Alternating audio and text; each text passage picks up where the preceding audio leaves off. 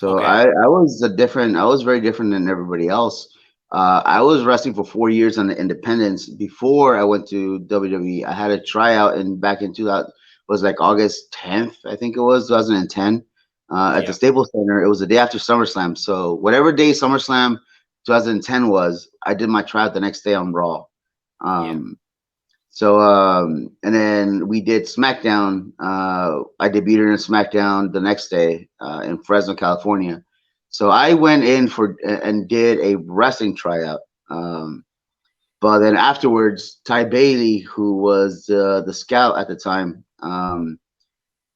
before Kenny and Seaman came in, Ty Bailey comes up and he approaches me and he says, "Hey, have you ever done ring announcing before?" And I was like, "Yeah, sure, of course I have."